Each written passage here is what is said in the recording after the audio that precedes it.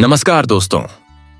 क्या आपने कभी सोचा है कि हमारे वेद, जो संसार के सबसे प्राचीन ग्रंथ हैं, वे चार क्यों हैं? ऋग्वेद, यजुर्वेद, सामवेद और अथर्ववेद। ये चार वेद आखिर क्यों बने और किसने इन्हें विभाजित किया? आज की इस यात्रा में हम जानेंगे एक ऐसी अद्भुत कहानी जो हमारे भारतीय वाङ्मय का आधार है।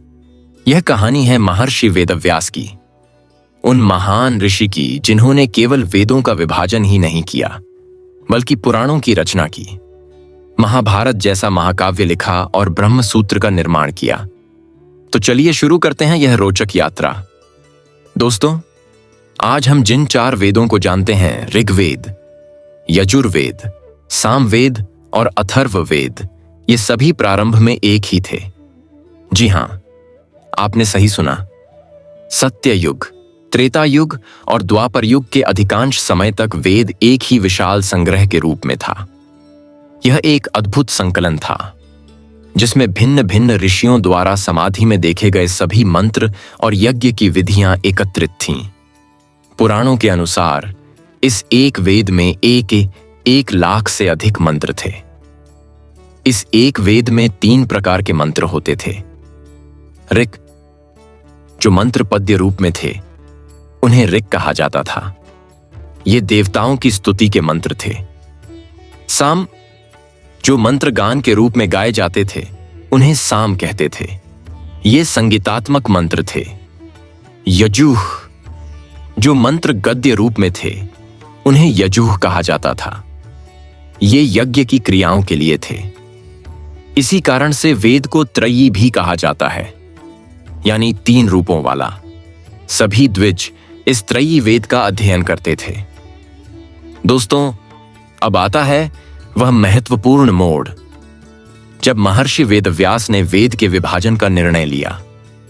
यह द्वापर युग के अंत का समय था, जब कलयुग का आगमन होने वाला था। महर्षि व्यास ने अपनी दिव्य दृष्टि से देखा कि कलयुग में मनुष्यों की स्मरण शक्ति और प्रतिभा दुर्बल हो जाएगी। लोगों की आयु, बुद्धि और शक्ति में ह्रास होने वाला था। जब 1 लाख से अधिक मंत्रों वाले विशाल वेद को कंठस्थ करना था, तो यह कार्य अत्यंत कठिन था। सत्ययुग और त्रेता युग में जब मनुष्यों की स्मरण शक्ति अधिक थी, तब यह संभव था। लेकिन कलयुग में जब मनुष्य की क्षमताएं घटने वाली थीं, तब पूरे वेद को धारण करना लगभग असंभव हो जाता। व्यास जी को यह चिंता सता रही थी कि यदि वेद इसी रूप में रहा, तो आने वाली पीढ़ियां इसे सुरक्षित नहीं रख पाएंगी। वैदिक ज्ञान लुप्त हो सकता था। दूसरा महत्वपूर्ण कारण था यज्ञों की जटिलता। वैदिक यज्ञों में विभिन्न प्रकार के कार्य होते थे। मंत्रोच्चारण, आहुति देना, गान करना और निरीक्षण करना। हर कार्य के लिए विशेष ज्ञान और प्रशिक्षण की आवश्यकता थी। इसलिए व्यास जी ने सोचा, क्यों न वेद को इस प्रकार विभाजित किया जाए कि हर ऋत्विक केवल अपने कार्य से संबंधित भाग का अध्ययन करे। इससे सीखना आसान हो जाएगा और वैदिक परंपरा सुरक्षित रहेगी। दोस्तों, वेद का मुख्य विषय है यज्ञ। वैदिक संस्कृति में यज्ञ केवल एक अनुष्ठान नहीं था, बल्कि यह समस्त ऐहिक और आमुष्मिक फलों की प्राप्ति का साधन था। यज्ञ में यजमान और उसकी पत्नी के अतिरिक्त 4 मुख्य ब्राह्मण कार्यकर्ता आवश्यक होते हैं, जिन्हें ऋत्विक कहा जाता है। बड़े यज्ञों में इन 4 मुख्य ऋत्विकों के 3-3 सहायक भी होते हैं, जिससे कुल 16 ऋत्विक हो जाते हैं, लेकिन मुख्य 4 ही हैं। पहला है होता। यह ऋत्विक देवताओं की स्तुति पद्य रूप में करता है।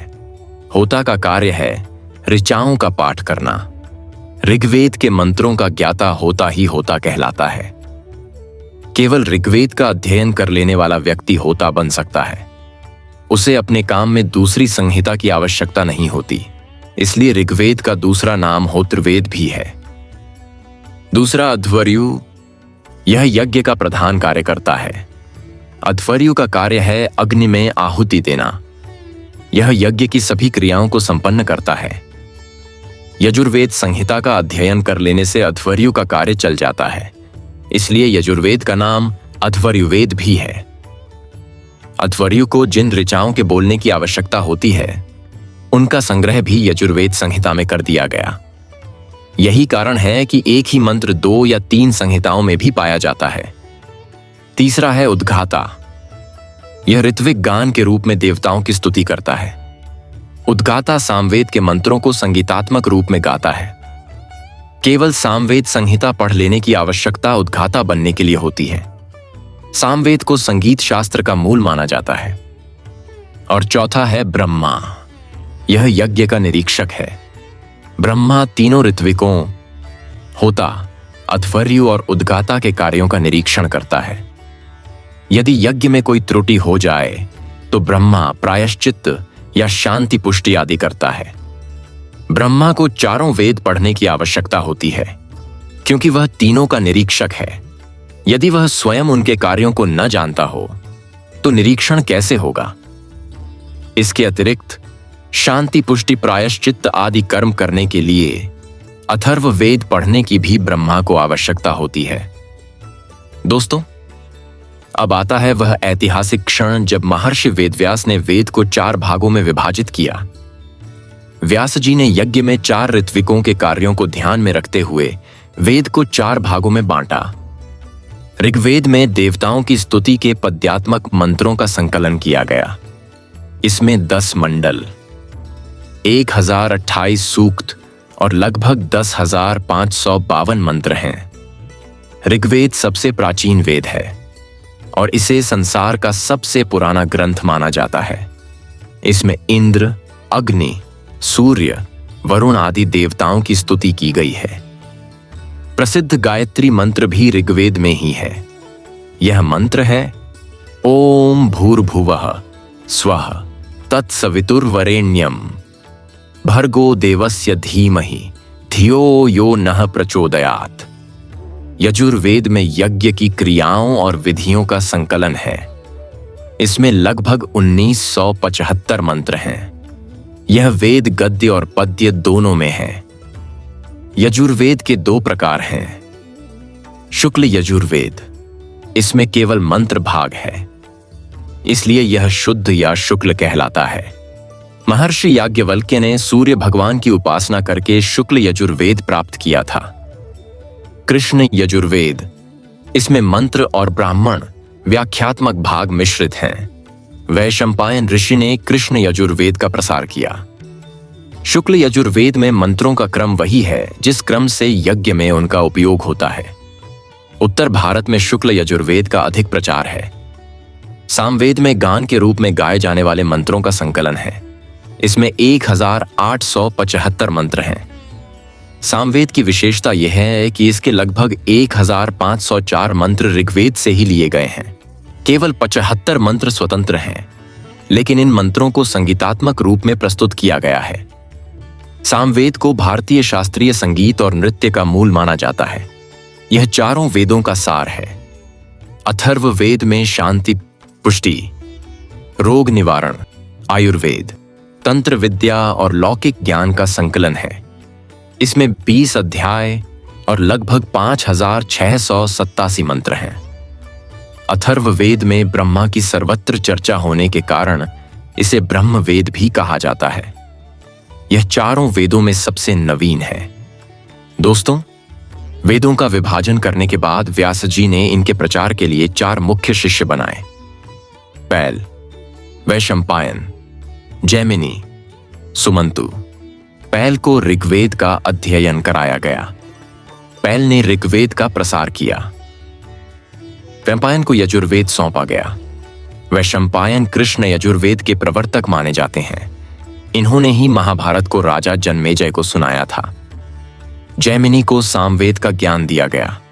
आचार्य जैमिनी ने पूर्व मीमांसा दर्शन की भी रचना की और सुमंतु को अथर्व वेद सिखाया गया।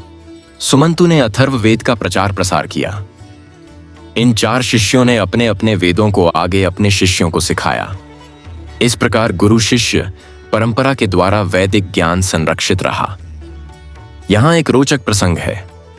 दोस्तों, वैशंपायन के शिष्य थे याज्ञवल्क्य। इन दोनों गुरु शिष्यों में किसी कारण विवाद हो गया। पुराणों में कहा गया है कि याज्ञवल्क्य ने वैशंपायन से पढ़ी हुई विद्या को वमन द्वारा निकाल दिया। यह भी स्पष्ट होता है कि विद्या से उत्पन्न संस्कारों को भौतिक रूप में निकालने की प्रक्रिया ऋषि जानते थे। इसके बाद याज्ञवल्क्य ने तपस्या द्वारा सूर्य भगवान की उपासना की और नए प्रकार का यजुर्वेद प्राप्त किया। यह शुक्ल यजुर्वेद के नाम से प्रचलित हुआ। दोस्तों, इन 4 शिष्यों की परंपरा से आगे चलकर वेदों की विभिन्न शाखाएं बन गईं। मंत्रोच्चारण की शैली, मंत्राक्षर और कर्म विधि में विविधता के कारण वेदों की शाखाओं का विस्तार हुआ। महर्षि पतंजलि के महाभाष्य के अनुसार वेदों की कुल 1131 शाखाएं हैं। ऋग्वेद की 21 शाखाएं, यजुर्वेद की 101 शाखाएं, सामवेद की 1000 शाखाएं, अथर्ववेद की 9 शाखाएं। सामवेद की सबसे अधिक शाखाएं हैं क्योंकि गान में स्वरों के तारतम्य से बहुत भेद हो जाना स्वाभाविक है। दुर्भाग्य से इन 1131 शाखाओं में से अधिकांश विलुप्त हो चुकी हैं। आजकल केवल 7 से 8 शाखाएं ही उपलब्ध हैं। वर्तमान में जो मंत्र उपलब्ध हैं उनकी संख्या लगभग 20,000 है। मूल रूप से 1 लाख से अधिक मंत्र थे, लेकिन समय के साथ अनेक मंत्र और शाखाएं लुप्त हो गईं। दोस्तों, वेदों को केवल 4 भागों में ही नहीं बांटा गया, बल्कि प्रत्येक वेद के अंदर भी 4 विभाग हैं। संहिता, यह वेदों का मूल और सबसे प्राचीन भाग है। इसमें मंत्र हैं जो यज्ञ में प्रयुक्त होते हैं। ब्राह्मण, इसमें यज्ञ के कर्मकांड की विवेचना है। यज्ञ कैसे करना है, किस देवता के लिए कौन सा मंत्र है, यह सब ब्राह्मण ग्रंथों में बताया गया है। आरण्यक, जब कुछ ऋषियों ने यज्ञ छोड़कर जंगलों में साधना करनी शुरू की, तब उन्होंने जीवन और आत्मा पर गहराई से लिखा। ये ब्राह्मण और उपनिषद के बीच की कड़ी हैं। उपनिषद, यह वेदों का अंतिम और सबसे दार्शनिक भाग है। इसमें आत्मा, परम ब्रह्म और मोक्ष जैसे गहन सवालों के जवाब हैं। इसी को वेदांत भी कहा जाता है। इस प्रकार प्रत्येक वेद में ये 4 भाग होते हैं जो कर्मकांड से लेकर आत्मज्ञान तक की पूरी यात्रा दिखाते हैं। दोस्तों, अब एक बहुत ही रोचक बात, क्या आप जानते हैं कि व्यास शब्द का अर्थ क्या है? गणित में वृत्त की उस रेखा को व्यास कहते हैं जो वृत्त के ठीक मध्य में दोनों परिधियों का स्पर्श करती है। अर्थात व्यास वृत्त के आर पार जाती है और वृत्त को 2 भागों में विभाजित कर देती है। उसी प्रकार वैदिक वाङ्मय के आर पार जाकर वेदों का विभाजन करने के कारण महर्षि कृष्ण द्वैपायन को व्यास या वेद व्यास कहा गया। संस्कृत में धातु प्रत्यय द्वारा व्यास का अर्थ भी विभाजन ही है, इसलिए जिन्होंने वेदों का व्यास अर्थात विभाजन किया वे वेद व्यास कहलाए।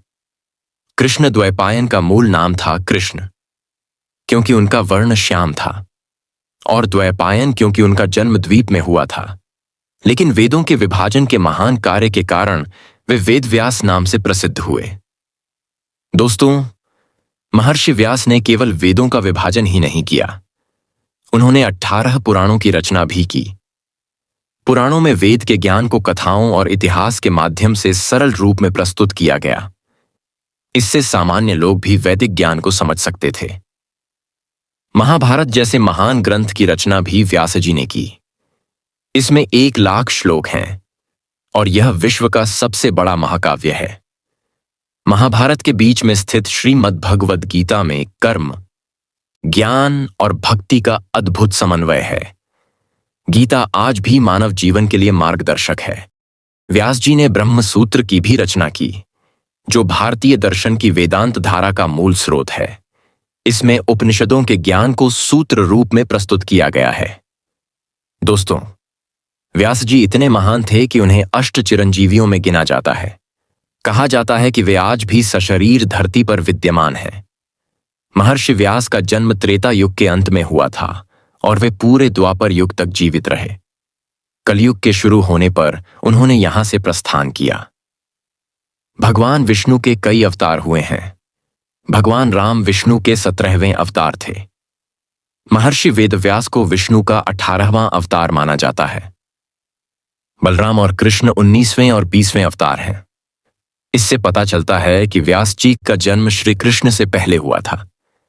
महर्षि वेदव्यास को गुरुओं का गुरु माना जाता है, इसलिए हर वर्ष आषाढ़ पूर्णिमा को उनका जन्मदिन गुरु पूर्णिमा के रूप में मनाया जाता है। इस दिन सभी शिष्य अपने गुरुओं का सम्मान करते हैं और व्यास जी को नमन करते हैं। दोस्तों, वेद केवल धार्मिक ग्रंथ नहीं है। इनमें विज्ञान, गणित, खगोल शास्त्र, चिकित्सा, स्थापत्य, संगीत और जीवन के सभी पहलुओं का ज्ञान है। ऋग्वेद में 40 प्रकार के धान्यों का वर्णन है। यजुर्वेद में दिव्य वैद्य और कृषि विज्ञान का विषय है। सामवेद संगीत का आधार है। अथर्ववेद में आयुर्वेद का ज्ञान है। वेदों की एक बड़ी विशेषता यह है कि इनमें कभी कोई मिलावट नहीं हुई। ये छंदों में बंधे हुए हैं और स्वर चिन्हों से युक्त हैं। गुरु शिष्य परंपरा के माध्यम से वेदों को मौखिक रूप से संरक्षित रखा गया। एक एक अक्षर, एक एक स्वर को इतनी सावधानी से याद रखा गया कि हजारों वर्षों बाद भी वे अपने मूल रूप में हैं। यूनेस्को ने ऋग्वेद की 30 पांडुलिपियों को विरासत सूची में शामिल किया है। ये पांडुलिपियां पुणे के भंडारकर ओरिएंटल रिसर्च इंस्टीट्यूट में सुरक्षित हैं। तो दोस्तों, यह थी वेदों के विभाजन की अद्भुत कहानी। महर्षि वेदव्यास ने अपनी दूरदर्शिता से यह समझ लिया था कि कलयुग में मनुष्यों की क्षमताएं घटेंगी, इसलिए उन्होंने वेदों को 4 भागों में विभाजित करके एक महान कार्य किया। इस विभाजन से न केवल वैदिक ज्ञान को सुरक्षित रखा गया, बल्कि उसे सीखना भी आसान हो गया। हर ऋत्विक अपने कार्य के अनुसार एक वेद का अध्ययन कर सकता था। व्यास जी का यह योगदान केवल धार्मिक नहीं, बल्कि सांस्कृतिक और ज्ञानात्मक भी है। उनके बिना शायद वैदिक ज्ञान आज हम तक नहीं पहुंच पाता। दोस्तों, वेदों में कहा गया है, अनो भद्राः क्रतवो यन्तु विश्वतः, अर्थात सभी दिशाओं से कल्याणकारी विचार हमारे पास आएं। यही वैदिक ज्ञान का सार है। सभी का कल्याण, सभी का ज्ञान। महर्षि वेदव्यास ने इसी उद्देश्य से वेदों को सुलभ बनाया। आज हम उनके इस महान कार्य के लिए कृतज्ञ हैं। तो दोस्तों, अगर आपको यह वीडियो अच्छा लगा हो तो लाइक करें, शेयर करें और चैनल को सब्सक्राइब करना न भूलें। अपने विचार कमेंट में जरूर बताएं। जय श्री कृष्णा।